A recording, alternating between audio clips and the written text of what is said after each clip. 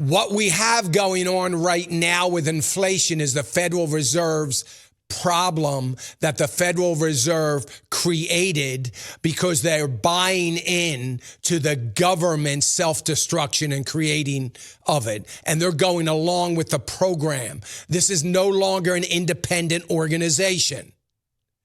It is the arrogance of the Federal Reserve, the arrogance that I talked about over and over again during Bernanke's reign, because he was so arrogant about, well, we can control inflation. Really?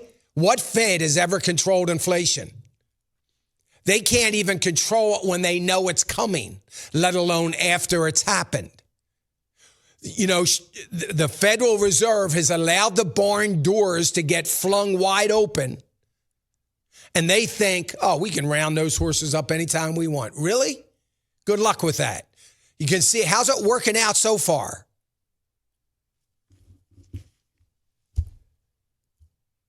This is more typical failed government policy, no fiscal policy. Just print, print, print. Their fiscal policy is, let's see how much money we can print and get away with it.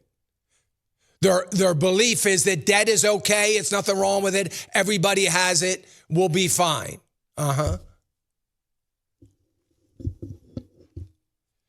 So with that mentality, they're trying to figure out where the inflation came from to begin with. Well, it's all the pandemic. Really? Is that what it is? Because we've got 10.4 million job openings in the middle of a pandemic. Could it be that people just aren't going to go back to work because we've incentivized them for so long to stay home? Could that have anything to do with it? Maybe. Do you think? I'm so sick. There's nothing. I'm so sick of there's nobody you can depend on.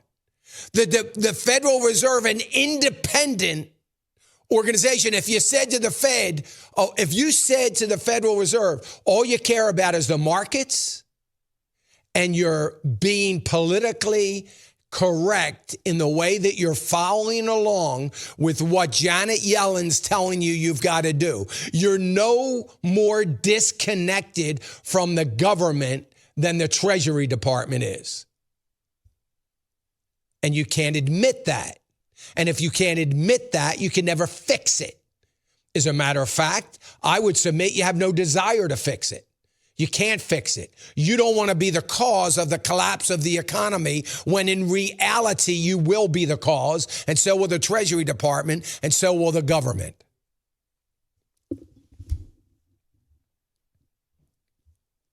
And unless you can talk China into buying $3 trillion worth of our debt, every 6 months or so, guess what, Mr. Powell?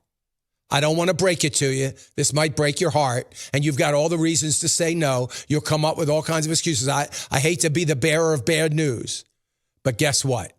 You will never stop buying debt. Do you understand? Never.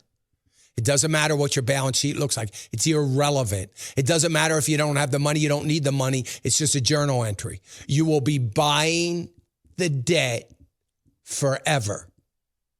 Forever, until the debt clock starts running in reverse. You will be buying the debt because we have a government that needs to continue to print, and you will buy it. You don't have to like it. You don't have to want to do it. You don't have to admit you're doing it, but you will be doing it.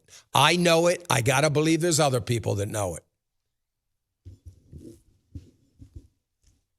And if you're going to do that without raising interest rates, then our dollar, do you understand? Maybe you don't. This is kind of scary to even think of this, but maybe you don't understand that if you never raise interest rates in this rising debt environment and this rising inflation environment, the dollar is going to devalue. And the only way the dollar doesn't devalue if you make an intentional effort to make it stronger by raising interest rates. And you won't do that because you're too stinking worried about the markets. How about you worry about the economy? That's what you need to be worried about, not the markets. Hey, remember to click the subscribe button right here on the screen. And don't forget to hit the notification bell so you'll be notified when new content is added. And more importantly than anything, you don't want to miss all 3 live hours of Financial Issues every day from 9 to noon. And you can watch it on FISM.tv. That's FISM.tv.